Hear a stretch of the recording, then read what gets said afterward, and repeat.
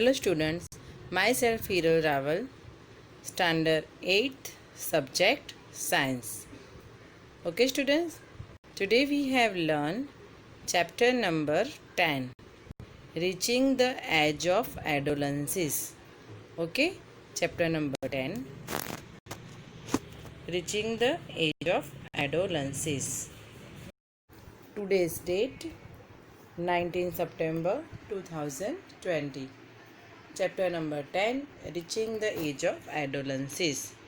In previous lecture we have studied the changes at puberty. puberty में हमारी body में कौन से चेंजेस होते हैं, है ना। तो मैंने आपको ये जो टेबल है वो सिखाया था। ये टेबल्स के हिसाब से आप एज के हिसाब से जो अपनी बॉडी में चेंजेस होते हैं वो सारे आप लिख सकते हो। Okay student.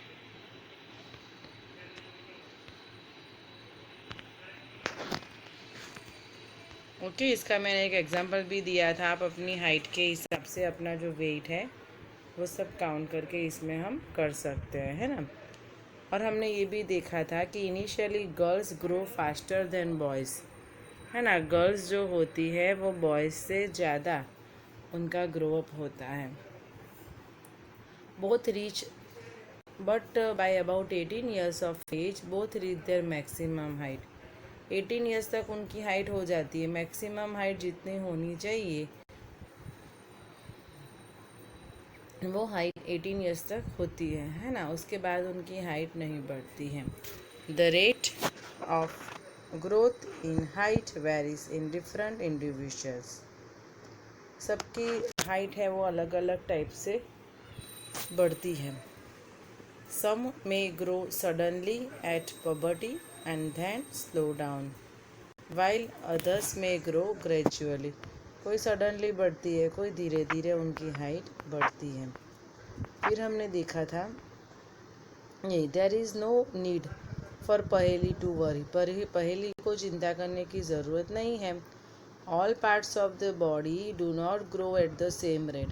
हमारी बॉडी के सारे जो पार्ट्स है वो सेम रेट से नहीं बढ़ते हैं, है ना। सबका रेट अलग अलग होता है। Sometimes the arms and legs और hands and feet of adolescence look oversized and out of proportions with the body. कभी कभी क्या होता है, हमारे बॉडी का जो स्ट्रक्चर्स होता है, हाथ लंबे हो जाते हैं, पैर लंबे हो जाते हैं, बाकी कोई बॉडी का स्ट्रक्चर्स बढ़ता नहीं है ना। ऐसा होता है। But soon the other parts catch up and result in a proportionate body। पर बाकी के पार्ट भी धीरे धीरे वो जो होते हैं ग्रो अप होते रहते हैं। You must have noticed that height of an individual is more or less similar to that of some family member. This is because height depends on the genes inherited from parents। जो height है वो parents के हिसाब से उनकी height बढ़ती है। बच्चों की हाइट है, कभी कभी फादर की हाइट नहीं होती है, बट बच्चा सपोज मदर पे गया हो, मदर हाइटेड है तो उसकी हाइट ऑब्वियसली बढ़ती है ना। तो पेरेंट्स वो जीन पे डिपेंडेंट करता है। This is because height depends on the genes inherited from parents. It is, however, very important to eat the right kind of food during these growing years। तो ये यहाँ पे बहुत इम्पोर्टेंट जो सेंटेंस है कि भाई ग्रोइंग एज जो होती है तब हमें प्रॉपर टाइप का फूड लेना चाहिए, प्रॉपर खाना खाना चाहिए। It is however very important to eat the right kind of food during these growing years. This helps the bones, muscles and other parts of the body get adequate nourishments for growth। तो हमारी body के नरिशमेंट्स के लिए, है ना, growth के लिए ये बहुत ही ज़रूरी है। You will find nutritional needs of adolescence discuss later in the lessons. Adolescence का जो पार्ट है ना, जैसे हमारी हाइट बढ़ती है, वेट बढ़ता है, वो हम और लेसन में आगे पढ़ेंगे। अब यहाँ पे बात की है changes in the body shapes. Body shape में क्या बदलाव आता है। Have you notice that boys in your class have broader shoulders and wider chest then boys in junior classes. Okay, ये हम सब नोटिस करते हैं कि जो जूनियर क्लास के, जो छोटे क्लास के बच्चे होते हैं, उनका उतना ग्रोथ नहीं होता जितना सीनियर जो बड़े बच्चे होते हैं उनका ग्रोथ होता है। This is because they have entered the age of puberty when shoulders generally broaden as a result of growth. Shoulders ज़्यादा बढ़ जाते हैं ग्रोथ में। In girls the region below the waist becomes wider. और girls में क्या होता है, वेस्ट जो होती है वो बड़ी होती रहती है। In boys the muscles of the body, boys में क्या होता है, in boys the muscles of the body grow more prominently than in the girls, है ना। गर्ल्स में ऐसा होता है। In the boys the muscles of the body grow more prominently, muscles उनके ज़्यादा बढ़ते हैं, किनके, बॉयज़ के। गर्ल्स से ज़्यादा बॉयज़ के मसल्स बढ़ते हैं। Okay, thus changes occurring, changes होता है, धीरे धीरे उसमें चेंजेस होते रहते हैं। ओके, मैं आपको दिखाती हूँ।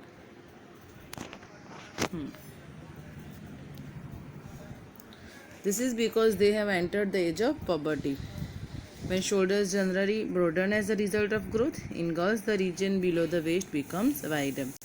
In boys the muscles of the body grow more prominently than in the girls. The changes occurring in adolescent boys and girls are different. Boys और girls में adolescence का जो पीरियड है वो अलग अलग है। वॉइस चेंज, वॉइस की बात की है। Did you notice that sometimes the voice of some of the boys in your class cracks, है ना। बहुत सारे बच्चों के वॉइस में क्रैकिंग साउंड हमें सुनाई देता है। At puberty the voice box or the larynx begins to grow. puberty की जो एज है, एडोलेंसिस की जो एज है स्टूडेंट, उसमें आपका जो वॉइस बॉक्स है, जो लैरिंग्स है, वो भी ग्रो अप होता है, वो भी ब्रॉड होता है। Boys develop larger voice boxes. Boys में जो है उसका लार्जर वॉइस बॉक्स होता है बॉयज़ का।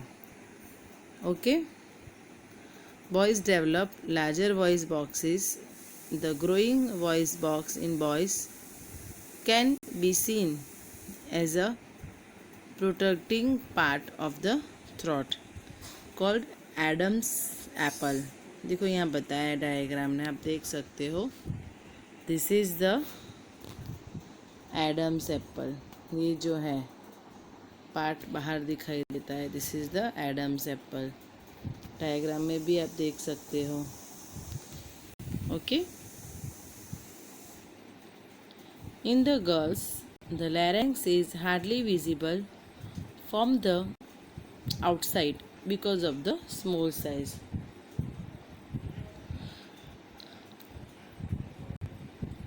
गर्ल्स में जो होती है वो साइज स्मॉल होती है। Generally girls have high pitch voice, girls की जो आवाज़ है वो हाई पिच की है। Whereas boys have a deep voice, boys की आवाज़ एकदम डीप होती है। In adolescent boys sometimes the muscles of the growing voice box go out of control and the voice becomes hoarse. कोई कोई बच्चे की आवाज़ हमें हॉरेबल लगती है ना। दिस स्टेट में remain for a few days और weeks after with the voice becomes normal, और फिर आवाज़ हमारी बराबर हो जाती। कभी कभी खाराश आ जाती है, इसके लिए आवाज़ जो होती है, वॉइस होती है, वो चेंज हो जाती है। पूछो कोई क्वेश्चंस हैं। Many of my classmates have a hoarse voice. Now I know why. अभी इसको पता चला कि हमारे क्लास में जो बच्चे हैं उनकी आवाज़ अलग अलग है कि क्यों ऐसा होता है. Increase activity of sweet and sebaceous gland. Sebaceous gland के बारे में यहाँ पे बताया है. During puberty the secretions of sweat glands and sebaceous glands means के ऑयल ग्लैंड्स इंक्रीजेस. ये जो एज है ना उसमें स्वेट जो पसीना होता है, पसीने की जो ग्लैंड्स होती है, ऑयल ग्लैंड्स, हमारे बॉडी से ऑयल निकलता है वो भी इंक्रीज होता है ना. पसीने की जो स्मेल है, एडोलेंसिस की जो एज है उसमें पसीने की भी स्मेल है वो डिफरेंट होती है. Many young people get x and pimples on the face at this time. बहुत सारे बच्चों को पिंपल्स होते हैं एडोलेंसिस की एज में becomes of the increase activity of this glands in the skin. क्योंकि बहुत सारी जो ग्लैंड्स है वो इंक्रीज हो रही है. देखो यहाँ पे दिया है a few glands such as sweat glands, oil glands and salivary glands release their secretions through ducts. Endocrine glands release hormones directly into the bloodstream, so they are so termed ductless gland. है ना. Endocrine gland है वो डक्टलेस्ड gland है because वो directly blood में ही जो सारे hormones है वो डायरेक्टली ब्लड में जाते हैं. बट यहाँ पे स्वेट ग्लैंड्स की बात की है, सैलिवरी ग्लैंड्स की बात की है, ऑयल ग्लैंड्स की बात की है. वो सारे जो है वो सेक्रेशंस थ्रू डक्ट्स थ्रू होते है ना. But endocrine gland is a ductless gland. ये फिल इन द ब्लैंक्स में या तो MCQ ट्रू और फॉल्स में 1 मार्क्स का क्वेश्चन आ सकता है कि which is the ductless gland. So answer क्या आएगा? Endocrine gland. ओके. तो हमने बात की कि ये जो एज है उसमें हमारे जो फेस है उसमें पिंपल्स आने लगते हैं, है ना. पिंपल्स आते हैं तो बोलते हैं कि भाई बच्चा बड़ा हो रहा है, बॉडी पे पिंपल्स, उसके फेस पे पिंपल्स हो रहे हैं. तो एक एडोलेंसिस की एक साइन है, साइन ऑफ एडोलेंसिस. हाँ. देन अनदर टॉपिक है डेवलपमेंट ऑफ सेक्स ऑर्गन्स. ये जो एज है उसमें सेक्स ऑर्गन्स में भी ग्रोथ होता है. Look up figure 9.1 and 9.3 of the previous lesson. जो प्रीवियस लेसन था उसमें हमने 9.1 और 9.3 की फिगर आप देख सकते हो. Okay student. 9.1 और 9.3 में हमें सेक्स ऑर्गन दिखाए गए थे. ओके. हम देख लेते हैं, फिर से रिपीट कर लेते हैं. Chapter number 9 figure 9.1 and 9.3. This is 9.1 and 9.3. Okay. Male reproductive organs है and female reproductive organs in humans है. मेल रिप्रोडक्टिव ऑर्गन्स में देखो, आप देख सकते हो स्पर्म्स है. This is our sex organs. This is male reproductive organs and this is female reproductive organs. तो मेल रिप्रोडक्टिव ऑर्गन्स में क्या है? तो स्पर्म है, देन पेनिस है और टेस्टिस है. फीमेल की हम बात करें